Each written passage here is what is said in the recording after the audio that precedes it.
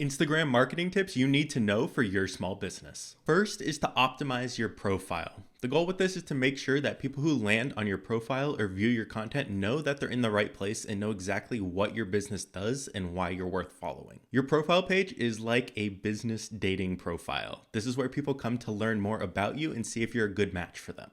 Your name and title should show who you are and what you do. Your bio should give a little more insight to what your business does and why you're worth following. It can also be a great place to throw in a little bit of personality if you see fit. And a great example of this is the Duolingo TikTok page if you go and look at their bio. And the last line of your bio is usually a great spot to include a clear call to action to guide people to the link in your bio or to a landing page that you may see fit. And another part of optimizing your profile is making sure that your profile picture is high quality and actually relevant to your brand. Tip number 2 is to define and understand your audience. Defining your audience is an important part of your overall branding and marketing strategy, and it's important to know the specific part of your audience that uses Instagram. So what segment of your audience is that? How are they consuming content? How do they talk? What times do they hang out and look at Instagram content? And what kind of content do they respond to? Most businesses will already know their ideal customers' info, their age, their demographics, etc. And if you already have an Instagram page, you can look at your audience insight. This is in the analytics section of Instagram, and you can pull things and see what your audience is like on Instagram. You can see things like their age, their gender, location, what days and times they're most active. And you can utilize these to make sure that your content is reaching your target audience. And one great way to utilize these is looking at the data for the most active times for your audience, and you can see when you should be posting around then. Defining and understanding your audience will let you choose the type of content that speaks the most to them and hopefully bring in the most amount of relevant followers. The next tip is to create a brand voice and personality. Your brand voice is just the personality of your brand. This includes your tone, your word choice, images, and emotions you inject into your brand. Your brand voice needs to be consistent across all of your content. An inconsistent brand voice makes it difficult for an audience to relate and trust you. And the last thing you want to be as a brand is being boring and bland with no personality. It's just a surefire way to fail on social media. Having a strong personality and identity as a brand not only strengthens your brand, but will help your content perform better as well. And some of the ways you can do this is first by defining your brand's personality. So determine the personality traits and characteristics that represent your brand. This could be professional, playful, authoritative, friendly, humorous, and this should directly line up with what resonates with your target audience. And that previous research you've done of understanding your target audience and knowing their interests and values will help you define this even better. And you want to make sure that your brand voice aligns with your overall brand identity, including your mission, values, and positioning. And keeping this consistent across Instagram and all social medias will reinforce your brand's identity and enhance its recognition. The next tip is to experiment with multiple different forms of content. There's a lot of different forms of content on Instagram, from reels to stories to normal posts. But one thing everyone should be using is Instagram Reels. Reels are a type of Instagram post that don't necessarily live on your main profile grid, but can be added if you desire. And Reels are the most popular form of content right now on Instagram. And you can see this, Reels are pretty much just that short form video content in vertical. It's kind of like TikTok videos, but for Instagram. And Reels have over twice the reach of other types of content on Instagram. And with how popular short form content is across platforms like YouTube Shorts and TikTok as well, they're really an essential part of your marketing strategy when it comes to Instagram. And one of the newer features on Instagram is being able to categorize Reels into series, which is just a feature that you can group similar content together for better discovery.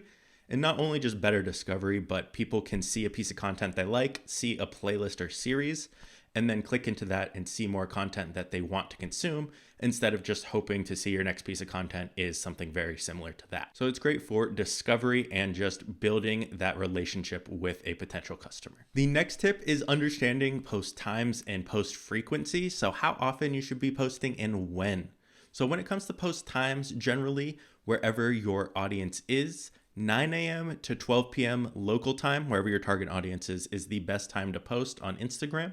Now, you can be experimenting with different times, testing a few hours before, a few hours later, and see what's a good time and what is performing better. And if you already have some social media presence, you can check your analytics on platforms like TikTok and Instagram to see what days and times have the highest number of your followers online. And when it comes to post frequency, it's going to vary depending on the resources and time you want to allocate to your social media strategy, as well as what forms of content if you're posting. If you're posting reels, 3 to 5 times a week is great. Overall, 3 to 5 times a week is normal. Anything more than that, a lot of times it'll feel somewhat annoying, like it's too much. Anything less than, I'd say, once or twice a week is hard to be relevant in the conversation. So 3 to 5 times a week, and you can add in stories here. You can add in normal posts, reels, a combination. It is going to depend on your resources and the time you do have to allocate to it. The next tip is going to be turn your stories into Instagram highlights. Your best Instagram stories can be immortalized on your profile when you organize them into story highlights. These are little bubbles you're going to see on the bottom of your profile. And what these are collections of stories that you can categorize by type, product, season, or the purpose of them. Normally, for a business, I would like to turn these into a couple different things. So whatever's the most relevant type of content that your audience is consuming, it can save that story into that highlight. So for example, for a business, I would have a certain type of content first, then maybe you have customer reviews, you might have features of a product. You might also feature different customers who are posting or sharing your things as well. So any stories that you save, you can save these into what are like mini playlists for stories on the bottom of your profile called story highlights. And it's a great way for someone who just lands on your page to quickly see what you're about and what type of content you have. So anything that's just promotional product, you normally don't want at the front when you organize it, because that's going to be the first thing they click on. And you can set little thumbnails for these so it is relevant and they can see what it is, as well as a little title for it. The next tip is to try utilizing Instagram ads or boosting your top performing posts. While the main goal is to reach more customers with your organic content strategy, there's a lot of benefit in testing out paid Instagram ads. You can get more reach this way and better targeting, so you know you're targeting your specific audience. You can do things like boosting your top performing posts. You know these are resonating well with your current audience, so getting them shown to even more people can be a beneficial way to get in more leads and more followers that way. You can also do things like boost an influencer marketing campaign that you had, promote a sale, or just use ads when you're trying to reach a new market. And some of the best practices for utilizing ads are to understand that it's not supposed to be a direct sales pitch. You're supposed to blend the line between normal content and promotional content. So depending on your goal, this could be to get a lead, sell a product, or just increase your reach and followers. The main goal with ads is to somewhat entertain the audience and also offer something of value that they would want, so you can get those leads in that way. So blending between normal content and promotional between those can be beneficial for growing on Instagram and increasing your business. The next tip is to not be afraid of Instagram influencers. According to one study, 87% of participants reported buying products based off of an influencer's recommendation. Influencer endorsements not only increase a brand's reach on Instagram, but also send trust signals to users as well. And when it comes to working with influencers, these don't have to be people with millions of followers.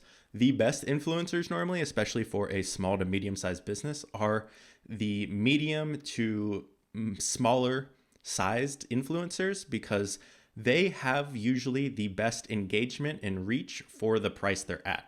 Now, you don't want someone with 10,000 followers usually, but someone with 50 to 500,000 followers is usually the sweet spot. They're not so big that their audience is irrelevant towards your niche. It's a lot more beneficial to work with someone who has 50,000 followers, but is very honed in on your specific niche and that type of content, so their audience is very relevant, compared to someone with 300,000 followers that is a lot more general of an audience, because you know it might not resonate with them as well. And if it doesn't resonate, then it's probably not going to get as much reach, because that content is not performing well with its current audience and not getting pushed out even more. So finding these smaller influencers that are very relevant in a specific niche can be very beneficial and a great way or side piece to running Instagram ads. And a great way to think about this is comparing it to the average CPM, which is just the cost per 1,000 impressions, and seeing what it would be compared to an actual Instagram ad. So let's say an Instagram ad per 1,000 views, you're paying, we'll just say $10. It's right around there right now. Well, if you can get an influencer to do a post and their CPM comes out to on average $5, that's going to be a lot better spend of your money. And you know you're targeting a pretty relevant audience, and that's going to live there on their page forever. So just looking at their average content, how well it does. Usually branded content isn't going to do as well as their normal content. So take it with a grain of salt, see what it is, and see if it would make sense to work with that influencer, or even just test out a couple. But these don't have to be huge influencers where you're spending tens of thousands of dollars. These small to medium-sized influencers work great as well. The next tip is to not spend too much time worrying about hashtags. Hashtags have their place, but they're not anywhere near important as they were a couple years ago, and they continue to be less and less important. Before, hashtags used to be a way for people to be found. People would look through hashtags to see relevant posts. Right now, there are so many posts under all of those and so many people utilizing hashtags that it's almost irrelevant when it comes to that. But hashtags do have a place on Instagram because they help tell Instagram what your content is about so they can show it to a more relevant audience. So if I'm posting something about, let's say, fitness, and I'm using hashtags about movies and Halloween, it's probably not going to perform as well because it might think that some of my content is about those things as well. So using relevant hashtags can be very beneficial for helping classify your content and show it to the correct audience. That's just one factor in many when it comes to Instagram showing your content to who they think would enjoy it. And if they are showing it to more of your target audience who are more likely to engage with it, it's going to perform better and snowball from there. So throwing in a ton of huge hashtags really isn't the best strategy. Having a couple specific hashtags is great. And if you do end up running across some that are relevant and performing well, any trending hashtags or things that are relevant, and you can utilize those, that can be a great way because it does look like they do push the timely type of hashtag and content a little bit stronger when the time comes with those trending hashtags. But don't spend a ton of time trying to figure out an entire hashtag strategy. They're really not that big of a deal anymore. They do help, like I said, classify the content, but don't waste too much time on hashtags. The next tip is to utilize your analytics. This is one of the biggest mistakes I see people making is not utilizing their analytics. They're one of the most important tools when it comes to being successful on social media. It pretty much just gives you valuable insights into what type of content your audience wants to see and how they're responding to your current content. You'll be able to see what type of content and what forms of content, how long the content is, and maybe how you're titling it or framing it, and see how it's performing with your current audience. This will give you an idea of what to post more of, what to post less of. You can look at things, for example, on videos, you can see the average watch time. That's usually a great way to see if someone or some audience is staying on the video and actually watching it, they're interested in it and it's relevant to them, versus is everyone just clicking off right away. And a lot of these factors are what drive the algorithm to promote your content even more. So knowing, hey, is this getting good engagement, likes and comments? Is this have a good watch time? A lot of times is directly correlated with if your content's getting pushed and will it be pushed even more and get more reach. So utilizing these is pretty much imperative when it comes to understanding if certain content is performing well or if you should pivot and try a different type of content or even different posting times. You can look at your analytics and see how they're performing and just take everything into account. Now, don't just do this with, oh, I tried one piece of content and didn't do well, so I'm not going to try that anymore. Usually you have to test the same type of content 3 or 4 times. Not saying the exact same piece, but the same kind of style or category. Give it multiple tries at different times, different days, and slight different twists and see what resonates with your audience. And the final tip and the most basic is be consistent. This is something that can take time. You're not just going to get 100,000 followers overnight. While it is possible to grow extremely quickly, content is the backbone of Instagram marketing. So being able to create good content that's relevant to your audience can take some time, can take some resources, but it's definitely worth it in the long run. And don't be afraid to test different things, try them, and then optimize where you see fit. And eventually you'll find a strategy that will start working for your Instagram marketing. Social media and Instagram in general are just some of the best ways to get free marketing and content and engagement when you compare it to the cost of running ads on this and the amount of eyeballs you're actually reaching. So be consistent with it. It can take some time. You're going to find a lot more content that doesn't work well than what does, but double down on what is working and just be transparent, have that brand voice, and communicate with your audience, provide customer support, and just be well-rounded on Instagram, and your marketing strategy will follow. So that is it for this video. I hope you guys enjoyed. If you have any questions, feel free to leave them down below, and I'll see you in the next video. Tired of feeling overwhelmed with marketing your small business? Let our experienced marketing team help your business grow. With personalized strategies tailored to meet your needs, we'll help you stand out in a crowded market.